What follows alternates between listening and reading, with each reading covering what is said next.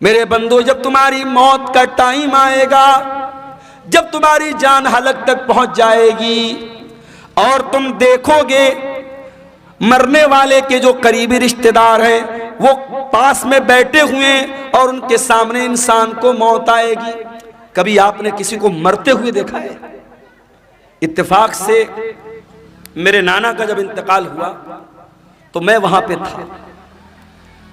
जैसे ही इंसान का इंतकाल होता है, इंसान की आंखें ऊपर उड़ जाती है, क्योंकि रूह जो होती है ना, जब फरिश्ता लेके जाता है तो इंसान की आंखें फटी की फटी रह जाती है, और अगर मुंह खुला है तो मुंह खुला का खुला रह जाता है। मरने वाले को तुम देख रहे हो कि वो मर रहा है। वनहनु अक़रबु इलैहि मिनकुम वलाकिन ला तुबसिरून। माँ का इंतकाल हो रहा है, बच्चे बगल में बैठे हैं। बाप का इंतकाल हो रहा है, बेटे बगल में बैठे हैं। बेटों को ये लग रहा है कि बाप से सबसे ज्यादा करीब हम हैं, बेटी को ये लग रहा है माँ से सबसे ज्यादा करीब हम हैं। अल्लाह कहता है वनहनु अक़रबु इलैहि मिनकुम वलाकिन ला तुबसिरून। मरने वाले से सबसे ज्यादा करीब हम हैं। फलौला इन कुंतुम गैर मदीनीन तरजिऊनहा इन कुंतुम सादिकीन। ऐ मेरे बंदो, अगर तुमको ये लगता है कि कोई अल्लाह नहीं है, कोई रब नहीं है, कोई मौत देने वाला नहीं है और तुम किसी के अंडर में नहीं हो, तुम किसी के पावर में नहीं हो, तो जरा मरने वाले को दोबारा जिंदा करके दिखा दो, जरा रूह को वापस डाल के दिखा दो। नहीं कर सकते। मुर्दा जिंदा नहीं हो सकता मेरे भाई। जो मर गया वो मर गया। अब मरने के बाद दोबारा उसके अंदर जान नहीं डाल सकते। ये है मौत। और कभी गौर करना, मौत हमारी बेबसी बताती है। जब हमारा इंतकाल होता है ना, दुनिया में मैं आपके सामने आया हूं कुर्ता पायजामा सदरी पहन के आया हूं। मरेंगे तो क्या पहनेंगे? कफन पहनेंगे। दुनिया में नहाने जाएंगे, कोई लक्स से नहा रहा है, कोई लाइफ बॉय से नहा रहा है, कोई सिंथॉल से नहा रहा है, कोई अलग अलग ब्रांड के साबुन इस्तेमाल कर रहे हैं। जाड़े का मौसम है, हम गर्म पानी करके नहा रहे हैं। घरों में जो पैसे वाले लोग हैं गीजर लगवाते हैं। गर्मी का मौसम है, ठंडे पानी से नहाते हैं। मर गया बेचारा, कुछ नहीं बोलता। गर्म से नहलाओ, ठंडे से नहलाओ, साबुन के साथ नहलाओ, बिना साबुन के नहलाओ, कुछ नहीं बोल सकता। दुनिया में नहाता था, अपना अलग एटीट्यूड था, आधा आधा घंटे तक नहाता रहता था। चेहरे के लिए अलग फेस वॉश था, बॉडी के लिए अलग बॉडी वॉश था, बालों के लिए अलग शैम्पू था। लेकिन आज मरने के बाद आज इतना बेबस है इंसान, दूसरे उसको नहला रहे हैं, उसके रिश्तेदार उसको नहला रहे हैं। वो बेचारा ये कहने की ताकत भी नहीं रखता कि मैं तो लक्स से नहाया करता था, तुम मुझे बैर की पत्तियों से क्यों नहला रहे हो? मैं तो फला साबुन से नहाया करता था, मेरा फेवरेट साबुन कहाँ है, मेरा शैम्पू कहाँ है, मेरा बॉडी वॉश कहाँ है, मेरा फेस वॉश कहाँ है? वो बेचारा ये कहने की ताकत भी नहीं रखता कि मैं तो दुनिया में पानी हमेशा गर्म करके नहाया करता था, तुम मुझे ठंडे पानी से क्यों नहला रहे हो? दुनिया में नहाता था, बाथरूम में पैक होकर के नहाता था, आज उसके नहलाने वाले, उसके घर वाले उसको नहला रहे हैं। उसके बदन का कपड़ा भी नहीं उतर रहा है, कैंची से उसका कुर्ता काटा जा रहा है, कैंची से उसकी बनियान को काटा जा रहा है, उसका तहबन उतारा जा रहा है, उसका अंडरवियर उतारा जा रहा है। आज उसकी शर्मगाह को दूसरे लोग खोल करके नहला रहे हैं। अल्लाह अकबर, कितनी बेबसी है मेरे भाई। नहला दिया गया, अब कफन का नंबर आया। इस्लाम की तालीम देखो, अमीर आदमी को भी वही कफन देना है, गरीब को भी वही कफन देना है, वही सूती कपड़ा है, वही सफेद चादर है। दुनिया में बहुत रंगीन रंगीन पहन करके चला करता था, ब्रांडेड कपड़े पहना करता था, महंगे कपड़े पहना करता था। आज मरने के बाद उसी सूती चादर में, उसी सूती चादर में तुझको कफनाया जा रहा है, उसी सूती कफन में तुझको कफनाया जा रहा है। कफना दिया गया। अब उसके बाद कब्रिस्तान लेके जाना है। अगर कब्रिस्तान करीब में है, जनाजे की चारपाई पे लाश को रखा गया। चारपाई को 4 लोगों ने कंधे पर उठाया, लेके कब्रिस्तान पहुंचे। इतना बेबस है इंसान, मरने के बाद हिल नहीं सकता। उसकी बॉडी को 4 लोग मिल करके जनाजे पर उठा करके लेके कब्रिस्तान जा रहे। कब्रिस्तान लेके जाया गया, वहां पहले से कब्र को खोद करके रेडी किया गया है। जनाजे को कब्र में उतारा गया, मिट्टी डाली गई, कब्र तैयार हो गई। घर वालों ने खड़े होकर के मगफरत की दुआ कर दी, आसानी की दुआ कर दी। फिर उसके बाद मिट्टी हाथ से अपने मिट्टी झाड़ करके घर वाले वापस चले गए। ऐ इंसान, तू कितना गाफिल है, तू क्या क्या हरकतें करता है। इस कब्र में न तेरा बाप तेरे साथ आया, न तेरे बच्चे तेरे साथ आए, न तेरी बीवी तेरे साथ आई, न तेरा माल तेरे साथ आया, न जमीन तेरे साथ आई, न जायदाद तेरे साथ आई।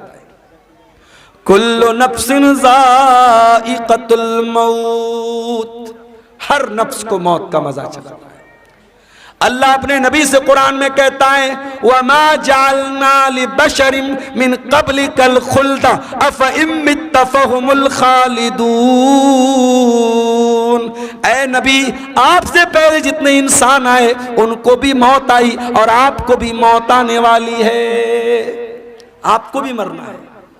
इन्नका मय्यितुन व इन्नहुम मय्यितून, ऐ नबी आप भी मरने वाले हैं और ये सब मरने वाले, सबको मौत आने वाली है। हमारे नबी को मौत आई कि नहीं आई? आइए जरा सा नबी की वफात का नक्शा आपके सामने खींचते हैं। नबी का इंतकाल कब हुआ? रबीउल अव्वल के महीने। उम्र कितनी थी? 63 बरस। महीना कौन सा? रबीउल अव्वल। तारीख कौन सी? 12 तारीख। दिन कौन सा? सोमवार का दिन।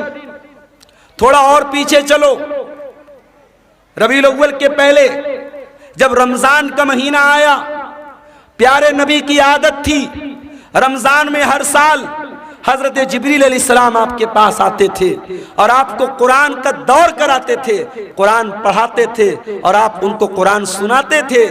आखिरी बार जब आपकी जिंदगी का आखिरी रमजान था, अल्लाह के प्यारे नबी ने जिब्रील को 2 मरतबा कुरान सुनाया।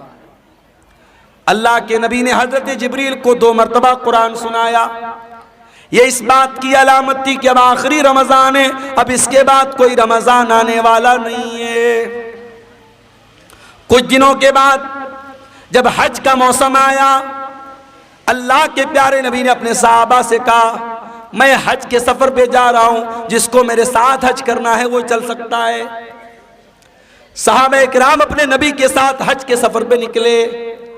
1 लाख से ज्यादा सहाबा हज के इस सफर में अपने नबी के साथ हैं और उस हज के दौरान अल्लाह के प्यारे नबी बार बार अपने सहाबा से कह रहे हैं, खुजू अन्नी मनासिककुम, खुजू अन्नी मनासिककुम। ओ लोगों, मुझसे हज का तरीका सीख लो, मुझसे हज के अरकान सीख लो। हो सकता है कि आइंदा साल तुम अपने नबी को ना पाओ, हो सकता है आइंदा साल मेरा इंतकाल हो जाए, हो सकता है आइंदा साल मैं जिंदा ना रहूं। आपने हज किया है और हज के 2.5 महीने के बाद आपका इंतकाल होगा। जिलहिज्जा, मुहर्रम, सफर, रबीउल अव्वल। जिलहिज्जा में आपने हज किया है, रबीउल अव्वल में आपका इंतकाल हुआ है। इंतकाल से पहले आपने हजरत मुआज इब्न जबल रज़ी अल्लाह तआला अन्हु को यमन भेजा था। इस्लाम का दाई बनाकर, इस्लाम का मुबल्लिग बनाकर आपने यमन भेजा था। आज हमारा नौजवान दिवाली का त्योहार आता है, बड़े शौक से मिठाई खाता है। मैं इस मसले को नहीं छेड़ रहा हूं कि दिवाली की मिठाई खाना जायज है या ना जायज है, उस मसले को छोड़ दो। लेकिन आज हालात क्या है? आज बिहार के बहुत सारे मुसलमान दिवाली का त्योहार मना रहे हैं, उनके घरों पर भी दिए जल रहे हैं, मुसलमानों के घरों से भी पटाखों की आवाज आ रही है। वज़ा में तुम हो नसारा तो तमत्तुन में हुनूद, ये मुसलमान है जिन्हें देख के शर्माए यहूद।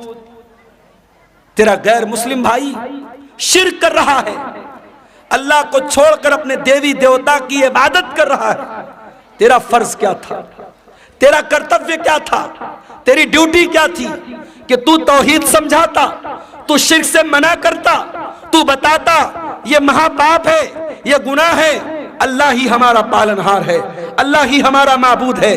अपने गैर मुस्लिम भाई को तो इस्लाम की दावत देता, इस्लाम की तबलीग करता, मगर तू तो शौक से बैठ के मिठाई खा रहा है। तू तो उसके त्योहार में, उसके शिरकिया काम में सेलिब्रेट कर रहा है। शिर्क को कभी सेलिब्रेट नहीं किया जाएगा मेरे भाई, शिर्क को हमेशा निग्लेक्ट किया जाएगा, शिर्क को हमेशा रिजेक्ट किया जाएगा, शिर्क की हमेशा तरदीद की जाएगी, शिर्क को कभी सेलिब्रेट नहीं किया जाएगा। यह मसला याद रखना। अल्लाह के नबी ने मुआज इब्न जबल को यमन इस्लाम का दाई बना के भेजा। हजरत मुआज इब्न जबल ऊंटनी के ऊपर सवार हैं और ऊंटनी की नकेल अल्लाह के रसूल के हाथों में है।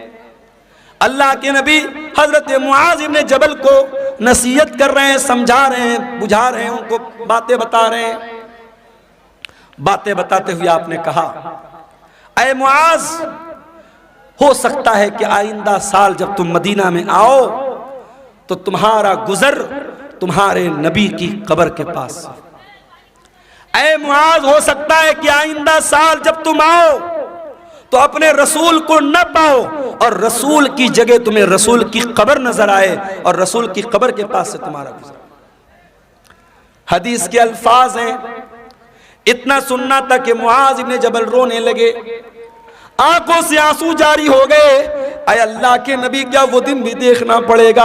आपकी जुदाई को सहना पड़ेगा, आप भी हमको दागे मुफारकत दे के चले जाएंगे, आप भी हमें छोड़ के चले जाएंगे। ये मंजर याद करके हजरत मुआज इब्न जबल रोने लगे।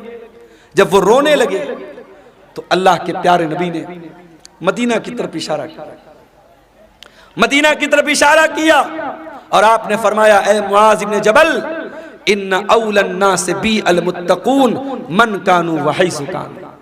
ऐ मुआज, कान खोल करके सुन लो, अगर मुझसे मोहब्बत करते हो और कयामत के दिन मेरे साथ रहना चाहते हो, मुत्तकी बन जाना, परहेजगार बन जाना, अल्लाह से डरने वाले बन जाना। जो मुत्तकी होंगे, जो परहेजगार होंगे, वो हमेशा मेरे साथ रहेंगे। ये बशारत आपने सुनाई। मेरे भाइयों, नबी को एहसास तो हो गया था कि आपका इंतकाल होने वाला है। उसके बाद जब आप मक्का फतह हो गया था, मक्का फतह होने के बाद जब कुरान की आयत उतरी, इज़ा जाअ नसरुल्लाहि वल फतहु व रअयतन नास यदखुलून फी दीनिल्लाहि अफवाजा फसब्बिह बिहम्दि रब्बिका वस्तगफिरहु इन्नहु कान तव्वाबा। जब कुरान की ये छोटी सूरत नाज़िल हुई तो नबी समझ गए कि अब जब अल्लाह का दीन मुकम्मल हो रहा है, अल्लाह का मिशन पूरा हो रहा है, इसका मतलब कि अब मेरी मौत का टाइम करीब आ रहा है। उन्हीं दिनों में अल्लाह के नबी बीमार पड़ गए। एक अंसारी साहबी के जनाजे में आप गए। ये सफर की आखिरी तारीखों में से कोई तारीख थी, गालिबन सफर की 27 तारीख थी। आप जनाजे में से वापस आने लगे, आपके सर में बहुत तेज दर्द होने लगा। आप घर आए, आपने हजरत आयशा से कहा, आयशा मेरे सर में बहुत तेज दर्द हो रहा है। हजरत आयशा ने आपके सर पर पट्टी रख दी, आपको बहुत तेज बुखार आया और बुखार इतना तेज था कि पट्टी के ऊपर से भी बुखार की गर्मी महसूस हो रही थी। ये बुध का दिन था, ये बुध का दिन था और सफर की आखिरी तारीखों में से कोई तारीख थी। यही से अल्लाह के नबी की बीमारी का आगाज हुआ। अल्लाह के प्यारे नबी को खैबर के मौके पर एक यहूदी औरत ने गोश्त में जहर मिला करके खिलाया था। उस गोश्त का असर 4 साल के बाद जाहिर हो रहा था। आप हजरत आयशा से कहते थे, अय आयशा, वो गोश्त जो मैंने खैबर में खाया था उसके अंदर जो जहर मिला था, उस जहर का असर मैं अपनी अतड़ियों के अंदर पाता हूं, अपने मैदे के अंदर पाता हूं। उस जहर का असर आपने अपनी बॉडी पर महसूस किया। उसी बीमारी के अय्याम में एक दिन अल्लाह के प्यारे नबी खुतबा देते हैं। सहाबे किराम का मजमा बैठा हुआ है, अल्लाह के प्यारे नबी खुतबा दे रहे हैं और खुतबे में आप कहते हैं, इन्नल्लाह खय्यर अब्दन, अल्लाह ताला अपने एक बंदे को इख्तियार दे रहा है। अपने एक बंदे को चॉइस दे रहा है कि ऐ मेरे बंदे, तू चाहे तो दुनिया की नेमतों को ले ले और चाहे तो तू मेरे पास आ जा और उससे अच्छी नेमतें मैं तुझको दे दूं। तो अल्लाह के उस बंदे ने अल्लाह के पास जाने को पसंद कर लिया। अभी इतना बयान किया था आपने कि अबू बकर सिद्दीक ज़ारो कतार रोने लगे और रोते हुए कहने लगे, फदैना कभी आबाइना व उम्महातिना, हमारे माँ बाप आप के ऊपर फिदा हो जाएं, हमारे माँ बाप आप पर कुर्बान हो जाएं। अबू सईद खुदरी कहते हैं, हमें बड़ी हैरत हुई कि अल्लाह के प्यारे नबी तो एक कॉमन बात बता रहे, एक आम बात बता रहे हैं, इसमें रोने की क्या बात है? ये अबू बकर क्यों रो रहे हैं और रोते रोते ये क्यों कह रहे हैं कि हमारे माँ बाप आपके ऊपर कुर्बान हो जाएं? मगर हमको बाद में पता चला कि अल्लाह के प्यारे नबी अपनी बात कर रहे थे कि अल्लाह ताला मुझको अपने पास बुलाना चाहता है।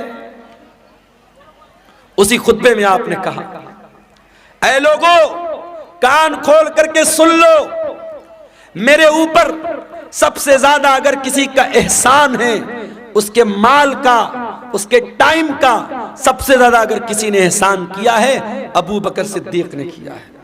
ओ लोगों, अगर मैं दुनिया में किसी को खलील बनाता, अबू बकर को खलील बनाता, मगर मैं अल्लाह का खलील हूं, अल्लाह ने मुझे अपना खलील बनाया है। ऐ लोगों, मस्जिद में जितने लोगों के दरवाजे खिड़कियां हैं सब बंद कर दिए जाएं, सिवाय अबू बकर के घर के दरवाजे के। अबू बकर का जो दरवाजा मस्जिद में खुलता है उसको बंद न किया जाए, वो दरवाजा ओपन रहेगा, वो दरवाजा खुला रहेगा। ये नबी के आखिरी दिनों की बात है मेरे भाई। सोमवार के दिन आपका इंतकाल हुआ, बुध का दिन आया। बुध के दिन आपने सहाबा से कहा कि 7 अलग अलग कुएं का पानी लाया जाए। 7 अलग अलग कुएं का पानी लाया गया। अल्लाह के प्यारे नबी ने गुस्ल फरमाया। गुस्ल करने के बाद आपने अपने सर के ऊपर पट्टी बांधी और आप मस्जिद में आए और मिंबर पर चढ़े और आपने खुतबा दिया। और उसी खुतबे में आपने फरमाया कि ओ लोगो, मेरे अंसारी साहबा, मेरे अंसार साहबा के साथ तुम कभी गलत सलूक मत करना। इन्नहुम करशी व ऐबती, ये मेरे बड़े खास लोग हैं, इन्होंने बड़ी कुर्बानियां दी हैं। अगर कभी तुम अमीर बन जाना, मुसलमानों के जिम्मेदार बन जाना, तो अंसार साहबे किराम के साथ अच्छा सलूक करना। वो अगर भलाई करें, उनकी भलाई को कबूल कर लेना। अगर उनसे गलती हो जाए तो दरगुजर कर देना, माफ कर देना। जुमेरात का दिन आया, नबी ने ज़ुहर पढ़ाई, नबी ने असर पढ़ाई, नबी ने मगरिब पढ़ाई। और मगरिब की नमाज में आपने सूरतुल मुरसलात की तिलावत की। इशा का टाइम आया, हजरत बिलाल आए। अय अल्लाह के नबी, नमाज का टाइम हो चुका है, लोग आपका इंतजार कर रहे हैं। आपने कहा पानी लाओ, पानी लाया गया। आपने गुस्ल किया। गुस्ल करने के बाद आप खड़े हुए, थोड़ी दूर आगे बढ़े, चक्कर खा के गिर पड़े। होश आया, पूछा सल्लन्नास, क्या नमाज हो गई? लाहुम यंतज़िरूनका या रसूल अल्लाह, अय अल्लाह के नबी, लोग आपका इंतजार कर रहे हैं, अभी नमाज नहीं पढ़ी लोगों ने। फिर आपने गुस्ल किया, फिर आप उठ करके जाने लगे, फिर गशी तारी हो गई, फिर गिर पड़े। 3 बार ऐसा हुआ। 3 बार चक्कर खा के अल्लाह के प्यारे नबी गिर पड़े जमीन के ऊपर। जब 3 बार ऐसा हो गया और आप समझ गए कि अब मेरी तबीयत मस्जिद में जाने लायक नहीं है, तो आपने कहा कि जाओ अबू बकर से कहो वो लोगों को नमाज पढ़ाए। लोग हजरत अबू बकर के पास आए, चलिए आप नमाज पढ़ाइए, अल्लाह के नबी का ऑर्डर है। अबू बकर बड़े नरम दिल आदमी थे, बड़े रहम दिल आदमी थे। उन्होंने हजरत उमर से कहा कि ऐ उमर, आप जा करके नमाज पढ़ा दीजिए। हजरत उमर ने कहा नहीं, अल्लाह के नबी ने आपको परमिशन दी, आप चल करके नमाज पढ़ाइए। 17 टाइम की नमाजें नबी की जिंदगी में, नबी की आखिरी अय्याम में अबू बकर सिद्दीक ने पढ़ाई। जुमेरात के दिन की इशा की नमाज, जुमा की 5 टाइम की नमाज, शनिचर को 5 टाइम की नमाज, इतवार को 5 टाइम की नमाज और सोमवार की फजर की नमाज। ये टोटल 17 नमाजें हजरत अबू बकर सिद्दीक ने अल्लाह के प्यारे नबी की जिंदगी में आखिरी दिनों में पढ़ाई थी।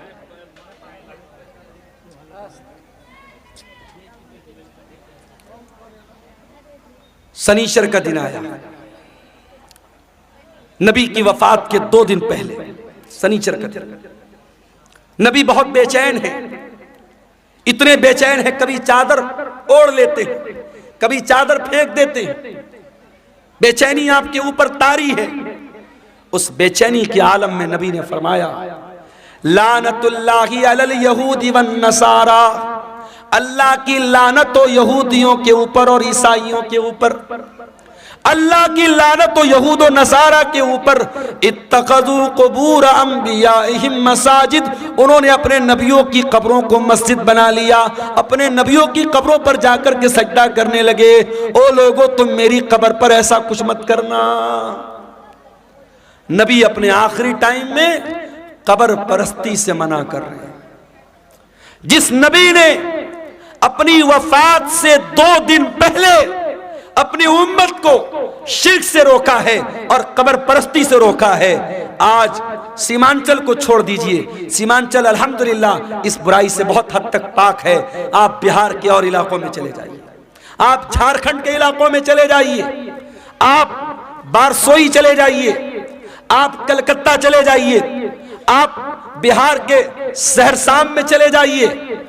ऐसे ऐसे इलाके हैं मेरे भाई जहां हर मोहल्ले में कोई मजार है, कोई कब्र है, जहां सजदे हो रहे हैं, जहां मुरादें मांगी जा रही हैं, जहां बिगड़ी बनने का दावा किया जा रहा है। नबी ने अपनी उम्मत को बुत परस्ती से मना किया था। आज नबी के मानने वाले, नबी के उम्मती जगह जगह कब्रों की पूजा कर रहे हैं और कब्र की इबादत कर रहे हैं। उसी शनीचर के दिन अल्लाह के प्यारे नबी ने अपने सहाबा से कहा कि कोई कलम ले आओ, कागज ले आओ, मैं कोई तहरीर लिख के दे देता हूं ताकि तुम मेरे बाद गुमराह मत हो जाना। अब जब नबी ने यह बात कही कि कलम ले आओ, कागज ले आओ, मैं कुछ लिख देता हूं, तो अब सहाबे किराम में आपस में इख्तिलाफ हो गया। कुछ सहाबा ने कहा कि नबी की हालत बहुत कमजोर है, आपकी सिचुएशन बहुत कमजोर है, बीमार हैं आपको अभी ये तकलीफ देने की जरूरत नहीं है, हमारे पास कुरान है, अल्लाह के नबी की हदीस है, वो काफी है, हमें किसी और तहरीर की जरूरत नहीं है। कुछ लोगों ने कहा जब अल्लाह के नबी खुद कह रहे हैं कि कलम ले आओ, कागज ले आओ, मैं लिख देता हूं तो ले आओ। इस बात पर आपस में झगड़ा होने लगा, बहस होने लगी। और जब बहस होने लगी, अल्लाह के नबी ने कहा चले जाओ यहां से। नबी ने सबको वहां से हटा दिया। इसका मतलब यह हुआ कि अगर वो बात इतनी इंपॉर्टेंट होती, इतनी अहम होती कि उसके बगैर मुसलमानों का काम न चलता, तो नबी सहाबा से ये ना कहते कि चले जाओ, नबी कहते ले आओ, मैं हर हाल में लिख के दे देता हूं। नबी ने नहीं लिखवाया, इसका मतलब कि वो बात पहले से आप बता चुके थे, वो बात कोई इतनी इंपॉर्टेंट बात नहीं थी। इतवार का दिन आया, नबी की वफात से 1 दिन पहले करीब नबी ने अपने सारे गुलामों को आजाद कर दिया। नबी के घर में जितने हथियार थे, तलवार थी, ढाल थी, ज़रा थी, सब आपने मुसलमानों के लिए वक्फ कर दिया। इतना ही नहीं, आपके घर में 7 दीनार थे, आपने उनको भी सदका खैरात कर दिया। इतवार के का दिन गुजारने के बाद जब रात आई है और चिराग जलाने के लिए तेल की जरूरत पड़ी है, तो अम्मा आयशा कहती है मेरे पास तेल नहीं था, मुझे पड़ोसी से मांगना पड़ा, तब जाकर मोहम्मद रसूलुल्लाह के घर में चिराग जला है, रोशनी हुई है। अल्लाह अकबर। मेरी प्यारी माँ और बहनों, आज आपका चप्पल आपकी पसंद का ना आए, आपका कपड़ा आपकी पसंद का ना आए, आपकी पसंद की ज्वेलरी आपका शौहर ना लाए, तो मियाँ बीवी में झगड़ा हो जाता है। बीवी कह देती है अरे जाइए, आपके साथ तो शादी करके मैं फंस गई, शादी करके फंस गई आपके साथ, आप तो कभी मेरी पसंद का सामान नहीं लाते हैं। आज शौहर अपना दिल और कलेजा निकाल के रख दे, तब भी बीवी खुश नहीं होने वाली। वो एक लतीफा है ना कि एक मौलवी साहब थे, बहुत अच्छी तकरीर करते थे, बहुत पब्लिक उनकी बड़ी इज्जत करती थी, बड़ा लोग एहतराम करते थे, और घर में जो उनकी घरवाली थी वो उनकी इज्जत ही नहीं करती थी, उनको मानती नहीं थी। तो एक दिन उनकी घरवाली ने कहा अरे सुनते हो, रात मैंने ख्वाब देखा एक बुजुर्ग हवा में उड़ रहे हैं, एक बुजुर्ग को देखा मैंने कि हवा में उड़ रहे हैं। मैं तो देख के बड़ी अचंभित हो गई, हैरान हो गई। तो मौलवी साहब ने कहा कि अरे पागल, वो बुजुर्ग मैं था जिसको तुमने हवा में उड़ते हुए देखा था। कहा अच्छा आप थे, इसीलिए थोड़ा टेढ़ा टेढ़ा उड़ रहे थे, सीधा नहीं उड़ रहे थे। तो बीवी कभी शौहर की तारीफ करने को तैयार नहीं होती है, ये मिजाज होता है मेरे भाइयों बीवियों का। लेकिन आप देखिए नबी की बीवियों ने कैसी जिंदगी गुजारी।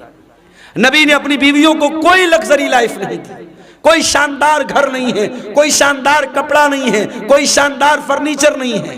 नबी की हयात का आखिरी दिन है और नबी के घर में जो चिराग जल रहा है, चिराग की बत्ती का तेल भी उधार मांग के लाया गया है। सोमवार का दिन आता है, नबी अकरम की जिंदगी का आखिरी दिन है। अल्लाह के प्यारे नबी फजर की नमाज का टाइम होता है, बिस्तर से उठते हैं, अपने कमरे के दरवाजे पर आते हैं, पर्दा हटाते हैं, सामने सहाबे किराम नमाज पढ़ रहे हैं। अबू बकर सिद्दीक नमाज पढ़ा रहे हैं और सहाबे किराम नमाज पढ़ रहे हैं।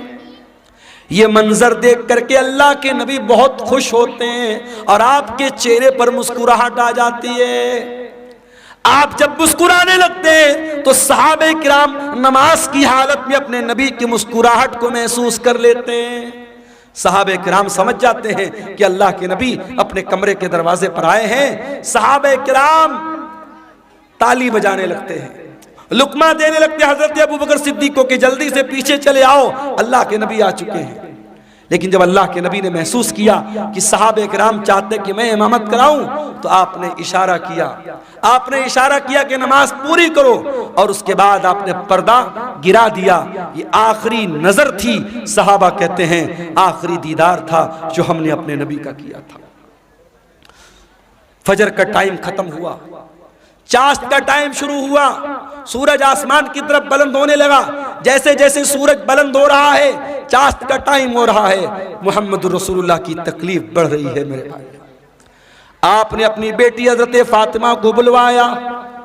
हजरत फातिमा ने आकर के अपने बाप को तकलीफ में देखा, फरमाया वाह करबा अबता, हाय मेरे अब्बा जान की तकलीफ। आपने फरमाया लईसा अला अबी की करबुन बादल यौम, ऐ मेरी बेटी फातिमा, आज के बाद तेरे बाप के ऊपर कोई तकलीफ आने वाली नहीं है, आज तेरे बाप की जिंदगी का आखिरी दिन है। एहसास हो गया था कि आज आखिरी दिन है। फिर आपने हजरत फातिमा के कान में कहा, ऐ फातिमा, मैं बहुत जल्द दुनिया से जाने वाला हूँ, मैं छोड़ करके तुमको दुनिया से जाने वाला हूँ, तेरा बाप तुझसे जुदा होने वाला है। ये सुन करके हजरत फातिमा की आंखों से आंसू आ गए। फिर आपने उनके कान में फरमाया, ऐ फातिमा, मेरे अहले बैत में, मेरे घर वालों में सबसे पहले तुम मुझसे मिलोगी, तुम्हारा इंतकाल सबसे पहले होगा, और ऐ फातिमा, तुम तमाम जन्नती औरतों की सरदार बनोगी। जब हजरत फातिमा ने यह सुना, उनके चेहरे पर मुस्कुराहट आ गई। आपने हसन और हुसैन को बुलाया, उनकी पेशानी को चूमा और लोगों से कहा कि मेरे ये नवासे हैं, इनका ख्याल करना, इनके हुकूक का ख्याल करना, इनके साथ कोई जुल्म न होने पाए। फिर आपने अपनी बीवियों को बुलवाया, तमाम बीवियां इकट्ठा हो गई। आपने उनको वाजो नसीहत की, उनको समझाया, उनको अच्छी अच्छी बातें बताई। उसके बाद आपने ये भी फरमाया, दो चीजों की आपने वसीयत की। उस बेचैनी के आलम में जब आपकी जबान से अल्फाज भी सही तरीके से नहीं निकल लेते, आपने फरमाया अस्सलात अस्सलात व मा मलकत ईमानुकुम, ओ लोगो, नमाज की पाबंदी करते रहना, नमाज का ख्याल करते रहना, और अपने गुलामों का, अपने नौकरों का, अपने मातहतों का ख्याल करना। नमाज की पाबंदी करना और अपने अंडर में काम करने वाले अपने नौकरों, अपने खादिमों का खास ख्याल रखना। हजरत अब्दुर्रहमान इब्न अबू बकर मिसवाक लेकर के आए, नबी की नजर मिसवाक पर पड़ गई। आपने हजरत आयशा को इशारा किया कि मैं भी मिसवाक करना चाहता हूं। हजरत आयशा ने अपने भाई से मिसवाक ली और मिसवाक को अपने दांतों से नरम किया और वो मिसवाक अल्लाह के नबी को दे दी। अल्लाह के प्यारे नबी ने अपनी वफात से कुछ देर पहले मिसवाक किया। उलमा कहते हैं अगर किसी को अंदाजा हो जाए कि मेरा इंतकाल होने वाला है, मेरी मौत होने वाली है, आखिरी टाइम में मिसवाक करना भी अल्लाह के नबी की सुन्नत है।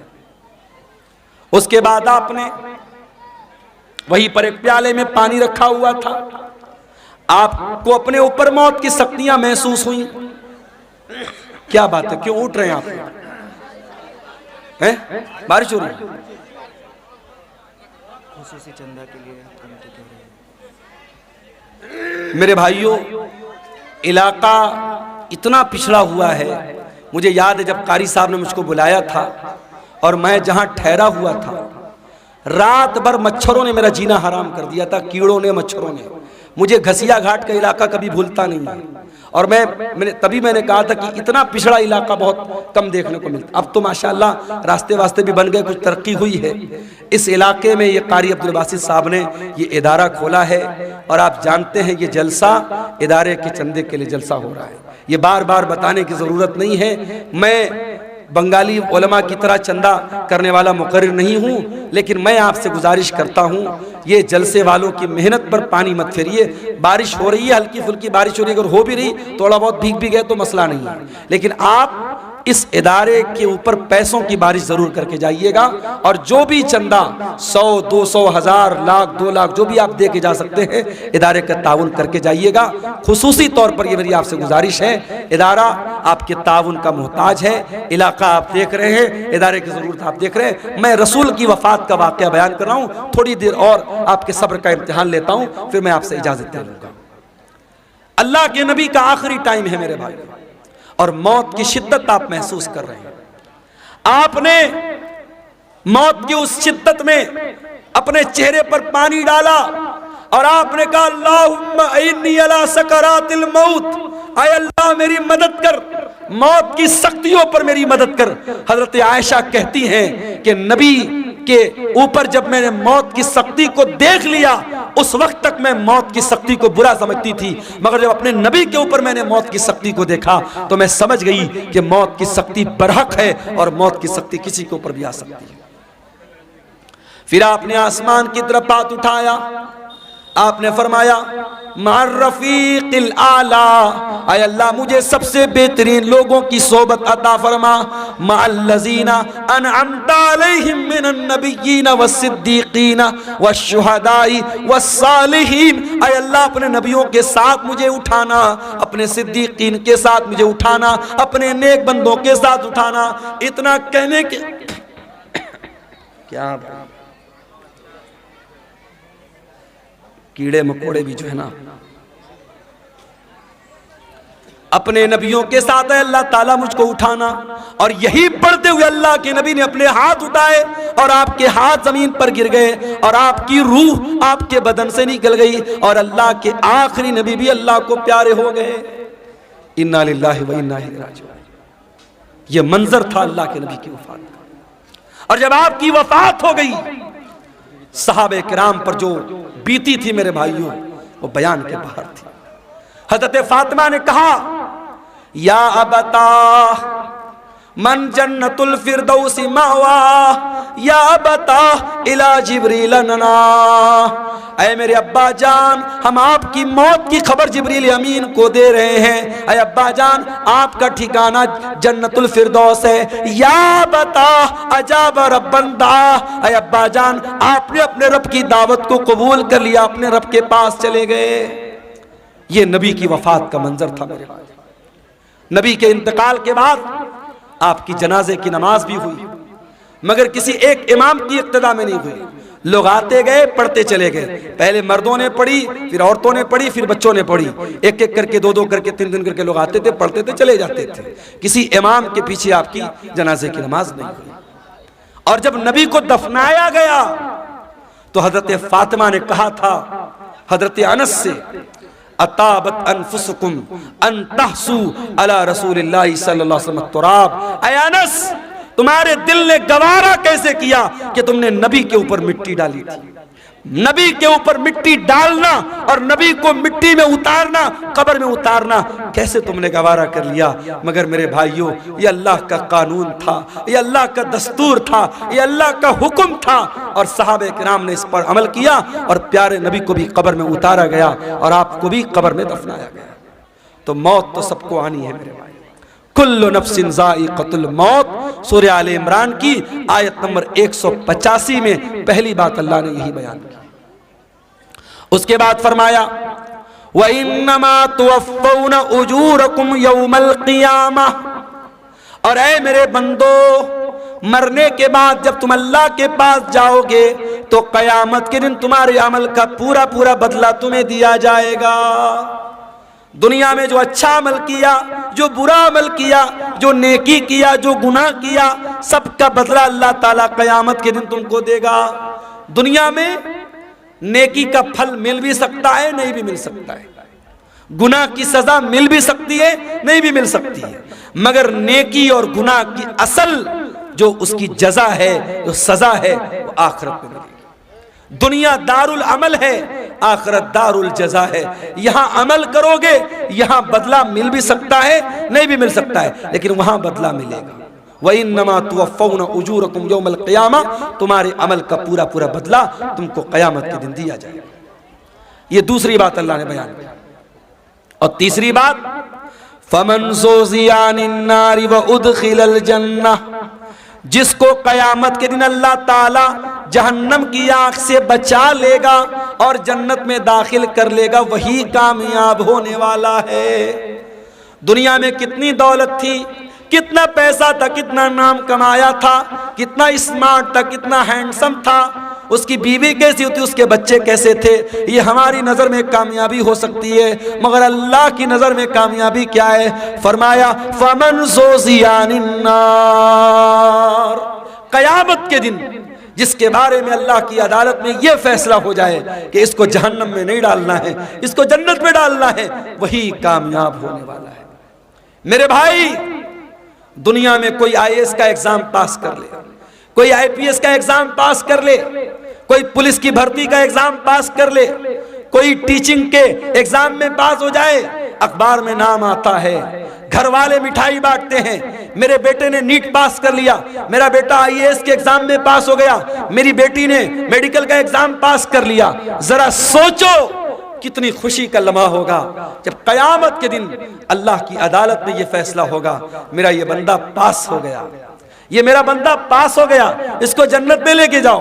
और उस इंसान के लिए कितना अफसोस का मकाम होगा जिसके बारे में यह फैसला होगा कि उसके बारे में अल्लाह कहेगा इसको जहन्नम में लेके जाओ। मेरे अजीजों, कामयाबी ये है, इस कामयाबी को हासिल करना है, इसके लिए हमें मेहनत करना है।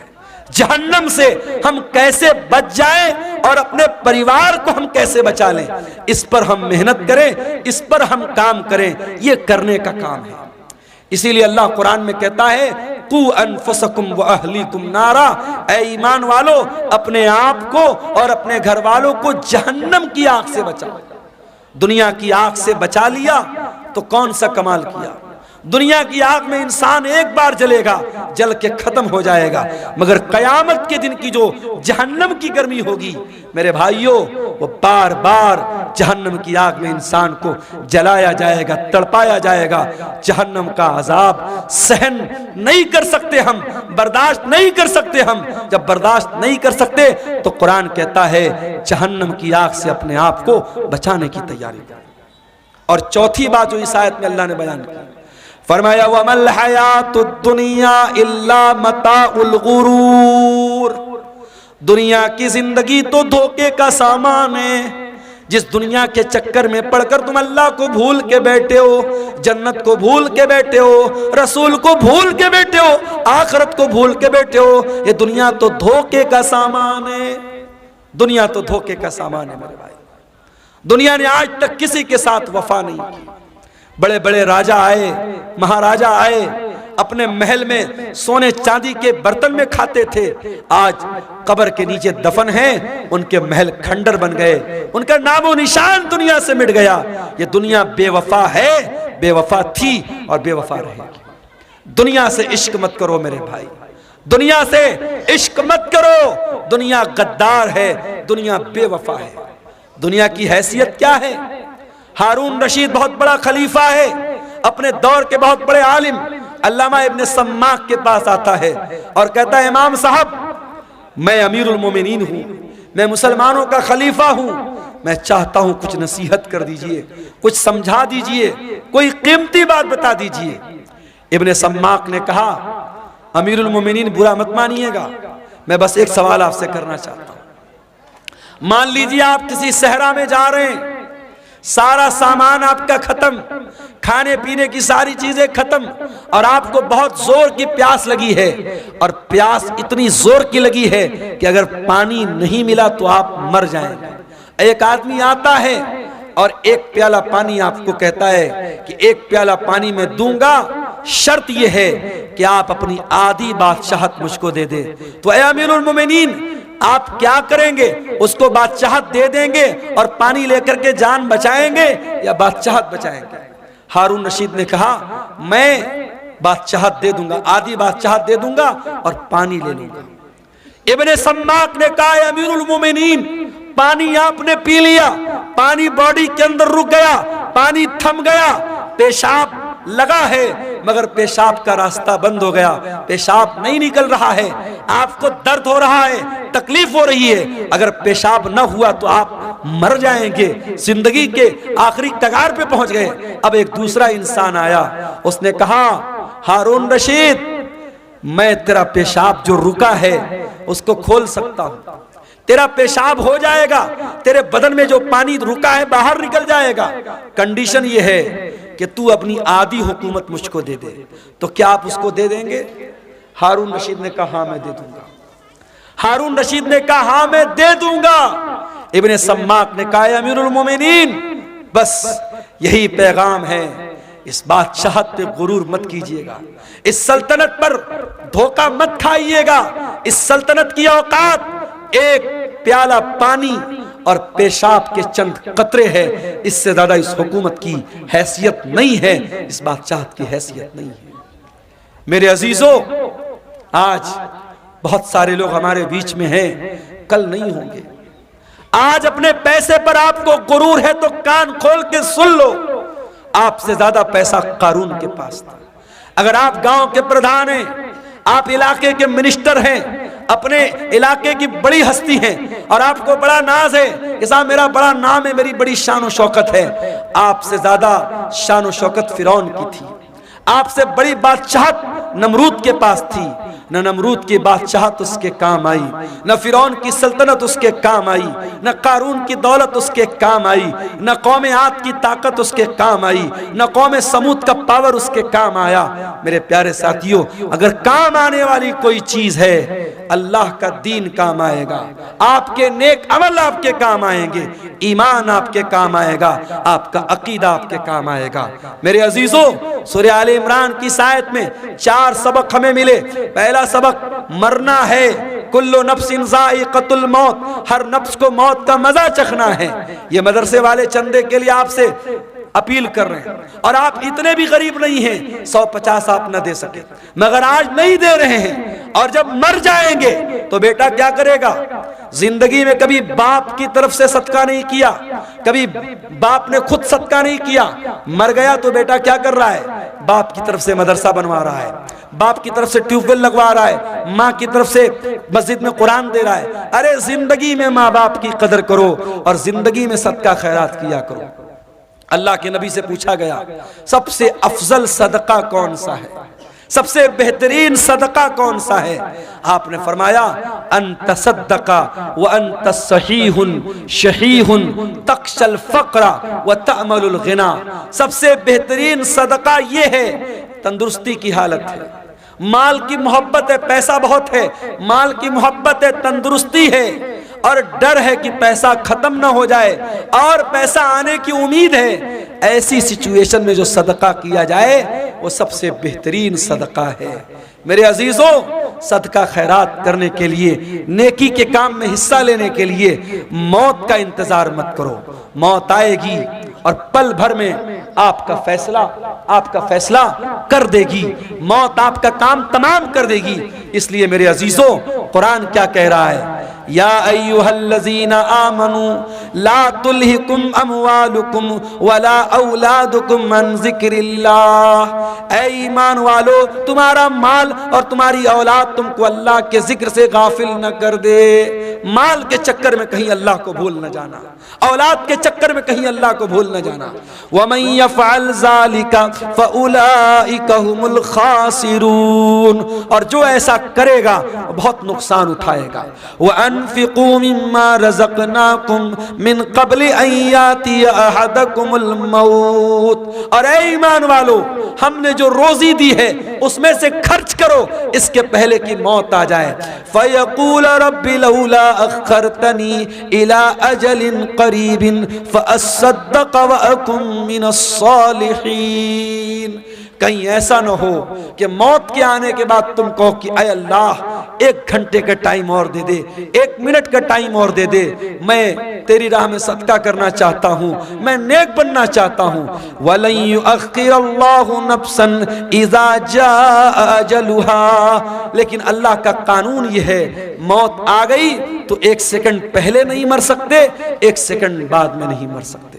मुझे बहुत अच्छी तरीके से याद है 10 अक्टूबर 2020 की वो शाम, 10 अक्टूबर 2020 की वो रात जब मेरी माँ का इंतकाल हुआ था और मैं बनारस के अपने घर के बहुत करीब के हॉस्पिटल में माँ को लेके जा रहा था।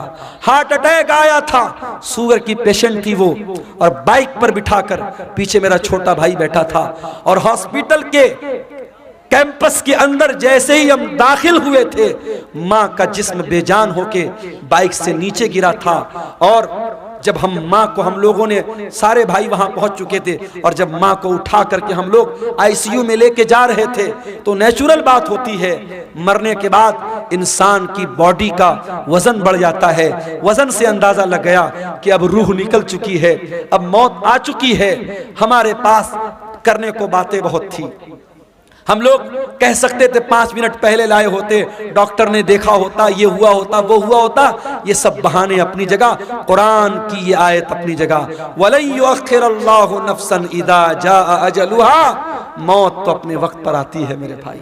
इसलिए अपने नौजवान साथियों से भी कहना चाहता हूँ, सीमांचल के जलसों में मैं कहीं कहीं बड़ी बेहयाई भी देखता हूँ, सड़कों पर लड़के लड़कियों का जमघट भी देखता हूँ, बड़ा ऐसा माहौल में देखता हूँ, पूरे इंडिया में वो माहौल कहीं नजर नहीं आता। मेरे भाइयों, ये जलसे, ये प्रोग्राम ठीक है, इदारे वालों के अपने मसाइल हैं, मदरसों की अपनी मजबूरी है, जलसा कराने बगैर उनको चंदा नहीं मिलेगा। जलसा आप कराइए, शौक से कराइए और तकरीर आप कराइए, मगर मैं घसिया घाट के मदरसे के जिम्मेदारों से भी कहना चाहूंगा, और वीडियो बन रहा है, सीमांचल के तमाम मदरसों के जिम्मेदारों से कहना चाहूंगा कि अब बहुत देर हो चुकी है, अब अपने जलसों को थोड़ा सा कंट्रोल कर लो, औरतों का इंतजाम रखो, लेकिन सख्ती से मना कर दो। कोई मेला ठेला नहीं लगेगा, कोई औरतों के सामान की दुकान नहीं लगेगी, कोई सड़क और चौराहे पर मर्दों और औरतों का जमघट नहीं लगेगा। और अगर नहीं कर सकते तो फिर जलसे बंद कर दो मेरे भाई, जलसे बंद कर दो। ये मेले के नाम पर अगर मर्दों औरतों का जमघट होता है तो उतना बड़ा गुनाह नहीं है, उतना बड़ा गुनाह नहीं है जितना बड़ा गुनाह बड़े बड़े बैनर लगा के, बड़े बड़े फाटक लगा के, बड़े बड़े उलमा की तकरीर करा के, और सड़कों पर मर्दों औरतों का जब हम जमघट देखते हैं, जवान जवान लड़कियां जा रही हैं और जवान लड़के उनको देखकर आवाजें कस रहे हैं, इशारेबाजी कर रहे हैं, नैन मटक्का हो रहा है, ये मंजर देखकर वल्लाह दिल को तकलीफ होती है। और मैं ये सोचता हूँ 2009 से मैं सीमांचल में आ रहा हूँ, 15 साल हो गए, हर साल आ रहा हूँ, तकरीरें कर रहा हूँ, लेकिन हालात जस के तस है, बल्कि और बुरे हो रहे हैं। हालात कब सुधरेंगे मेरे भाई? हम कब जागेंगे, कब होश में आएंगे, कब हम चेतेंगे, कब अपने अमल को हम सुधारेंगे? मेरे अजीजों, आज की तकरीर में यही पैगाम दे रहा हूँ कि इसके पहले कि मौत आ जाए और ये गुनाह करते हुए अल्लाह के यहाँ हम चले जाएं, अपने अमल की इस्लाह कर लो मेरे भाई, अपनी बुराइयों से तौबा कर लो। और याद रखो, तौबा करने के लिए कल का इंतजार मत करो, जाओ अपने कमरे का दरवाजा बंद करो। जिस तरीके से बैठ करके बंद कमरे में मोबाइल देखते हो, जाओ अपने कमरे की लाइट भी बंद कर दो, दरवाजा भी बंद कर दो, और वजू करके अल्लाह के सामने हाथ फैलाओ और सोचो कि अब तक की जिंदगी कैसी गुजरी थी। अपने गुनाहों को याद करो, अपने खताओं को याद करो, और अगर अल्लाह की बारगाह में रोते हुए 2-4 कतरे आंसुओं के गिर गए, वल्लाह कह रहा हूं, इन आंसुओं की बड़ी कीमत है अल्लाह के यहाँ, इन आंसुओं की बड़ी कीमत है अल्लाह के यहाँ। अल्लाह के प्यारे नबी फरमाते हैं, अल्लाह को दो चीजें बहुत ज्यादा पसंद हैं, मिन कतरतैन, दो कतरे अल्लाह को बहुत पसंद हैं। कतरतु दुमुइ मिन खशियतिल्लाह, एक अल्लाह के खौफ से बहने वाला आंसू का कतरा, वह कतरतु दमिन तुहराक़ु फी सबीलिल्लाह, और एक खून का कतरा जो अल्लाह की राह में बहता है। मेरे अजीजों, तौबा कर लो, जवानी में तौबा कर लो, अपनी ताकत के दौर में तौबा कर लो। कल बुढ़ापे में तौबा करने का कोई मतलब नहीं होगा। दर जवानी तौबा करदन शेवे पैगंबरी, वक्त पीरी गुर्गे जालिम मी शवत परहेजगार। जवानी में तौबा करो, ये नबियों का तरीका है। बुढ़ापे में तो भेड़िया भी शरीफ बन जाता है। जब मुंह में दांत नहीं, पेट में आंत नहीं, शरीफ बन गए तो कौन सा कमाल किया। ये रात का टाइम है मेरे भाई, ये बड़ा सुहाना वक्त है, बड़ी बरकत वाला वक्त है। इस वक्त हम अल्लाह ताला से अगर तौबा करेंगे, अल्लाह से रुजू करेंगे, मुझे यकीन है अल्लाह जरूर हमारी तौबा को कबूल करेगा। और जब सच्ची तौबा कर लो तो अब तक जो गुनाह का काम करते थे उस गुनाह से बाज आ जाओ, उस गुनाह को छोड़ दो। अगर मोबाइल का गलत इस्तेमाल करते थे, यहीं से तौबा कर लो, नहीं करेंगे। अगर ज़िनाकारी और बदकारी में मुलव्विस थे, अगर इग़लामबाजी में मुलव्विस थे, अगर हराम का कोई कारोबार करते थे, अगर आज मैं भी आ रहा था, रास्ते में हमारी कार के ड्राइवर ने कहा, रास्ते में कई जगह गैर मुस्लिमों का की बस्ती गुजरी, ड्राइवर ने कहा मौलाना साहब एक बात बोलूं आपको। मैंने कहा बताओ। कहने लगा कि बिहार में और खास तौर से हमारे इस इलाके में आज के दिन हमारे बहुत सारे गैर मुस्लिम बहुत जुआ खेलते हैं, और उनका ये मानना है, गैर मुस्लिम भाइयों का ये मानना है कि दिवाली की रात जो जुआ खेलेगा और जीत जाएगा वो साल भर हमेशा जीतेगा, वो कभी हारेगा नहीं। ये मान्यता है उनकी। और एक दिन पहले भी धनतेरस का त्योहार था, आपने देखा होगा मार्केट में बड़ी भीड़ लगी थी, बड़ी भीड़ लगी थी। धनतेरस वाले दिन हमारे गैर मुस्लिम भाइयों का ये मानना है कि कुछ न कुछ सामान उनको खरीदना है, चाहे झाड़ू ही खरीदेंगे मगर खरीदेंगे। और आज अभी हम लोग चाय पीने के लिए रास्ते में रुके तो एक साहब ने बताया कि दुकानदार फोन पे नहीं ले रहा, वो कैश चाहिए उसको। उसने कहा हम फोन पे से पेमेंट नहीं लेंगे, आज के दिन हम कैश लेते, हम फोन पे नहीं लेते हैं। तो ये हमारे गैर मुस्लिम भाइयों के यहाँ आस्था के नाम पे बहुत सारी चीजें अंधविश्वास हैं जो धीरे धीरे हमारे यहाँ भी आ रहा है। मेरे भाइयों, अंधविश्वास से बचो, और जुआ खेलना हमेशा हराम है इस्लाम में। गैर मुस्लिम भाइयों के एक त्योहार पे खेल रहे हैं, मगर हमारे मजहब में किसी त्योहार पे खेलना या किसी त्योहार पे शराब पीना जायज नहीं है। शराब साल के 360 दिन हराम है, जुआ साल के 360 दिन हराम है। तो सूरह आले इमरान की इस आयत की रोशनी में चंद बातें मैंने रखी हैं, और मैं अपने आप को बड़ा खुशनसीब समझता हूँ कि कारी अब्दुल बासित साहब, बड़ी मीठी आवाज़ थी उनकी, बड़ी मोहब्बत से बोलते थे। आज उनके बच्चों ने अल्हम्दुलिल्लाह अपने बाप की वरासत को संभाला है, मदरसे को चला रहे हैं। हमारी जिम्मेदारी बनती है, इलाके का पुराना इदारा है और एक बुजुर्ग ने उसको जिंदगी भर सींचा है, आज वो हमारे बीच में नहीं है, उनके बच्चे चला रहे हैं। हम इस इदारे को हम इसका ताउन करें, अल्लाह ताला हम सबको इसकी तौफीक। फिर बात को आगे बढ़ा, कुरान करीम की सूरह आले इमरान की आयत नंबर 185, 185 नंबर की आयत। कुल्लु नफ्सिन ज़ाइक़तुल मौत, हर नफ्स को मरना है, हर जानदार को मौत का मजा चखना है। इस आयत में ये पहली बात बताई गई, मौत आनी है सबको, मौत से छुटकारा नहीं। अगर मौत से किसी को छुटकारा होता तो शायद अल्लाह अपने नबियों को बचा लेता। अल्लाह के बंदों में सबसे ऊंचा मकाम अल्लाह के नबियों का है, मगर अल्लाह के नबियों को भी मौत आई। हजरत सुलेमान अलैहिस्सलातु वस्सलाम अल्लाह के ऐसे रसूल थे, ऐसे नबी थे कि अल्लाह ताला ने उनको बहुत सारी सुपर नेचुरल ताकतें दी थी। जिन्नात उनके कब्जे में थे, बड़े बड़े जिन्नात इतनी बड़ी बड़ी देगों में खाना पकाते थे, पूरा गांव खा सकता था। बड़ी बड़ी बिल्डिंग बनाते थे जिन्नात, किसी मजदूर की जरूरत नहीं, जिन्नात खड़े होकर के मजदूर इमारतें बना देते थे। हवा उनके कंट्रोल में थी। वो सुबह से शाम तक का सफर पल भर में तय कर लेते थे। इतनी बड़ी ताकत हजरत सुलेमान अलैहिस्सलाम को मिली थी। लेकिन क्या सुलेमान अलैहिस्सलाम को मौत नहीं आई? मौत आई। कैसे मौत आई?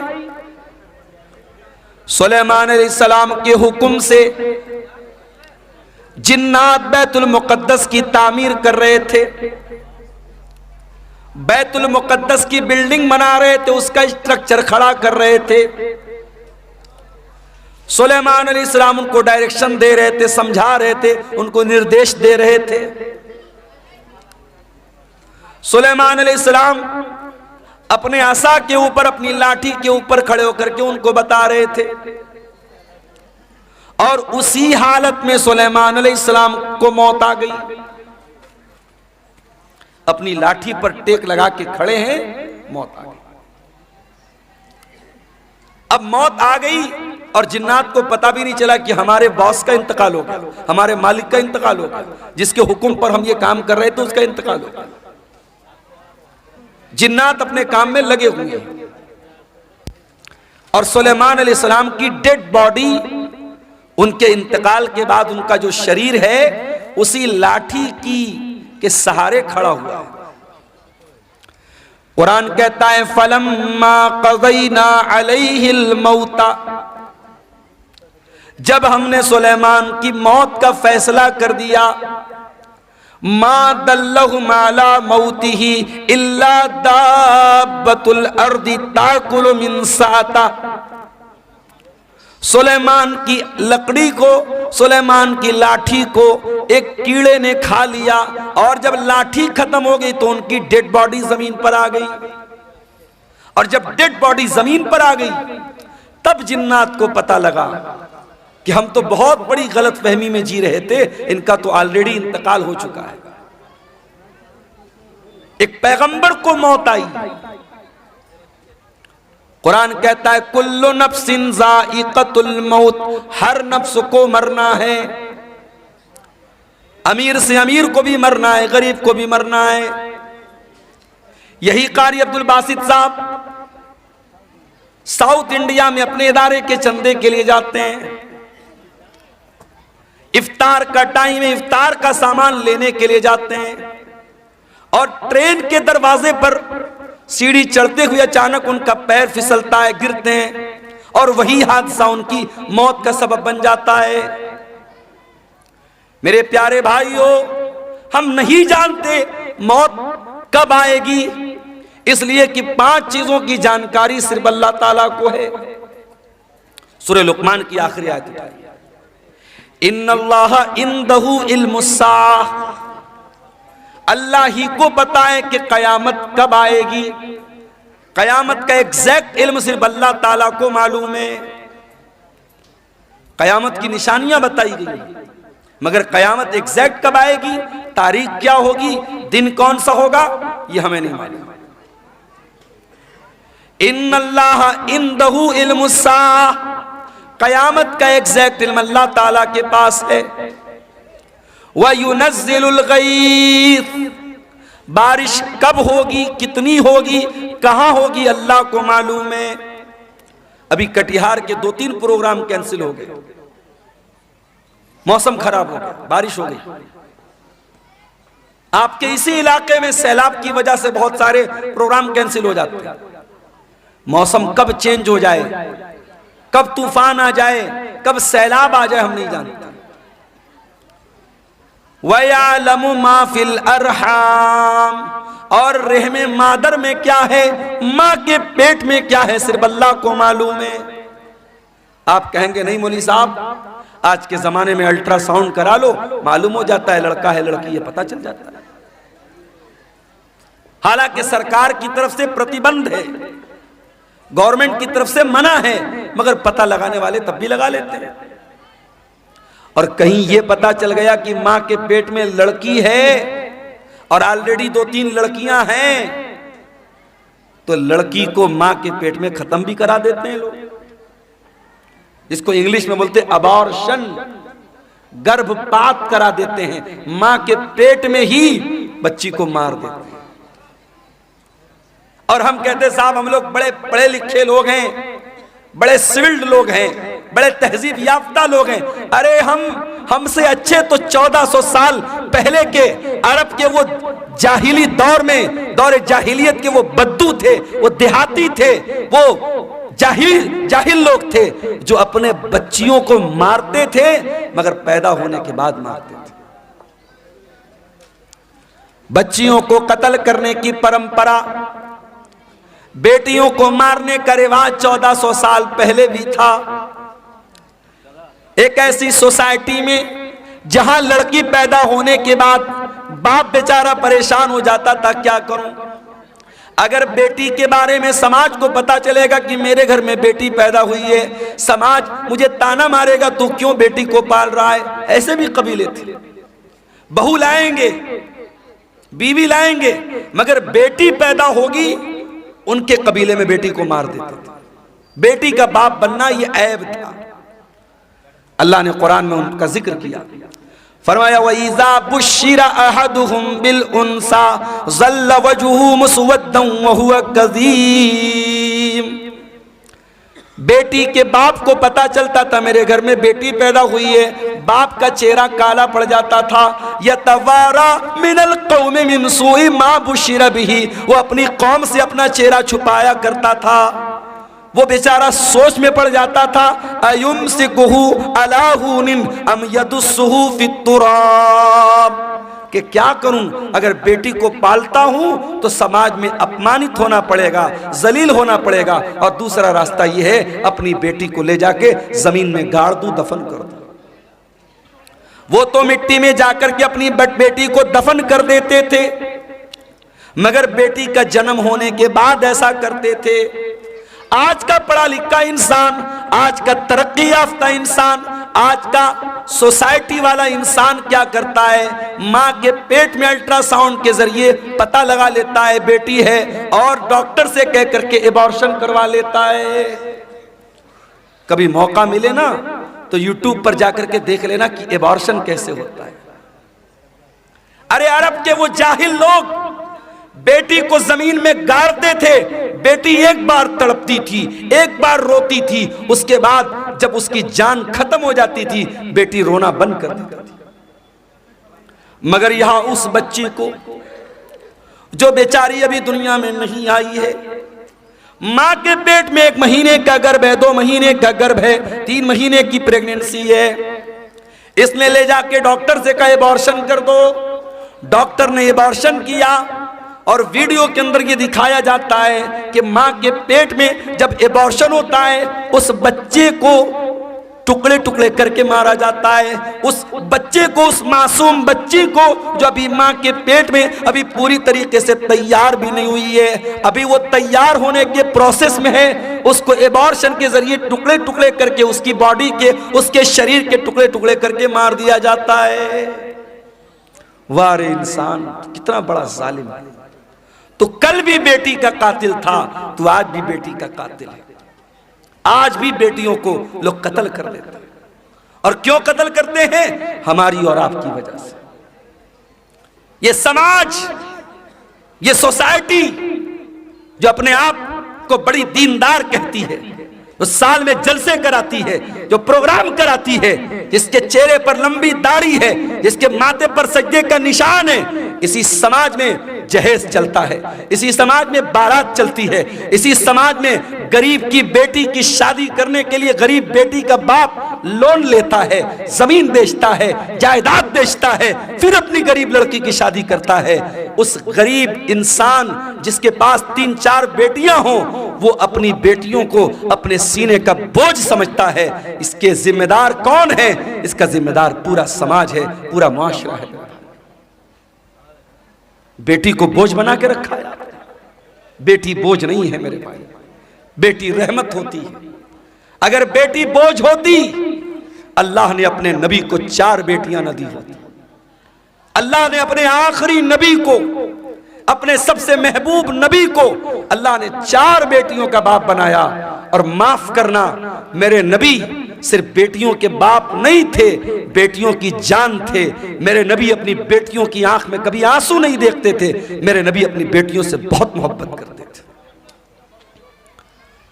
अल्लाह कह रहा है वयालमु मा फिल अरहाम, मां के पेट में क्या है ये मैं ही जानता हूं, कोई नहीं जानता।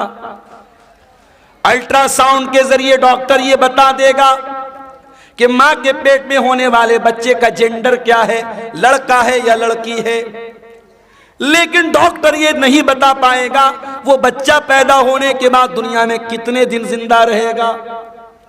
डॉक्टर ये भी नहीं बता पाएगा वो लड़का या बच्चा या बच्ची दुनिया में आने के बाद नेक बनेगा या बुरा बनेगा, नमाजी बनेगा या बेनमाजी बनेगा, मुसलमान बनेगा या काफिर बनेगा, वो क्या बनेगा, उसका कैरेक्टर क्या होगा, उसका मिजाज क्या होगा, अल्लाह सब जानता है। वयअलमु मा फिल अरहाम, रहमे मादर में जो बच्चा है उसका XYZ सब अल्लाह जानता है। और चौथी चीज वमा तदरी नफ्सुम माज़ा तक्सिबु गदा, और कोई नहीं जानता कि वो कल क्या करेगा। आप सोचते हैं कल कहीं प्रोग्राम है, आप पहले से प्लानिंग बना के बैठे कल मुझे प्रोग्राम में जाना है, अचानक कोई मामला आ गया, कोई हादसा हो गया, कोई ट्रेन लड़ गई, कोई बस गिर गई, कोई रोड पे जाम हो गया, कोई मर गया, कोई बीमार पड़ गया, कुछ भी हो सकता है। हम नहीं जानते, हम फाइनल और कंफर्म नहीं जानते कि हम कल क्या करें। एक प्लानिंग करते हैं, एक अंदाजा करते हैं, लेकिन कंफर्मेशन हम नहीं बता सकते कि हम कल क्या करेंगे। और पांचवी चीज वमा तदरी नफ्सुम बिअय्यि अर्दिन तमूत, और कोई नहीं जानता कि वो कहां मरेगा। कारी अब्दुल बासित साहब ने भी नहीं सोचा होगा कि मैं कटिहार के और लाभा है कौन सा, ये जिला कौन सा है, कटिहार के घसिया घाट का रहने वाला, क्या उन्होंने सोचा होगा कि मैं साउथ इंडिया में जाके केरला में जाकर के मेरा इंतकाल हो? नहीं, उनके बच्चों ने नहीं सोचा होगा। कोई नहीं जानता कब मरेगा, कहां मरेगा। तो ये 5 चीजें सिर्फ अल्लाह को मालूम है। और इंसान बेचारा इतना फुदक रहा है, इतना नाज कर रहा है। अरे तुझे मौत आएगी, और ये मौत जब आएगी तेरी औकात तुझको बता देगी। तुझे अपने शरीर पे बड़ा नाज है, अपनी दौलत पे बड़ा गुरूर है, ये बड़े बड़े बादशाह, ये बड़े बड़े मिनिस्टर, ये बड़े बड़े राजा, ये बड़े बड़े जालिम, मौत तो इनको भी आएगी। और इसी देश में हमने देखा, इसी मुल्क में हमने देखा, देश को दंगों की आग में झोंकने वाले, देश में हजारों लोगों के कातिल, हजारों लोगों को मारने वाले, हजारों लोगों के खून की होली खेलने वाले, मौत उनको भी आई है मेरे भाई। और ऐसी मौत आई है, दुनिया ने तमाशा देखा है, बहुत बुरी मौत आई है मेरे अजीजों। मौत इंसान को आएगी, कुल्लु नफ्सिन ज़ाइक़तुल मौत, हर इंसान को मरना है, हर जानदार को मरना है। अभी मैं एक न्यूज देख रहा था, अमेरिका में एक लेबोरेटरी बनाई जा रही है, एक प्रयोगशाला, और वहां इंसान की बॉडी को रखा जा रहा है। और एक बॉडी को रखने पर कई करोड़ रुपए खर्च आ रहे हैं। और इंसान बॉडी को रख करके क्या प्लानिंग कर रहा है, दोबारा इस मुर्दा को हम जिंदा कैसे करें, इस पर वहां रिसर्च हो रही है। बहुत सारे लोग पैसा खर्च करके अपनी बॉडी को उसमें प्रिजर्व करवा रहे हैं, और इस पर रिसर्च चल रही कि कैसे मुर्दा इंसान को जिंदा किया जाए। क्या ये पॉसिबल है? कुरान कहता है ये पॉसिबल नहीं है। कुरान करीम उठाओ, सूरह वाक़िया के अंदर अल्लाह फरमाता है फलौला इदा बलगतिल हुल्क़ूम व अंतुम हीनइज़िन तंज़ुरून,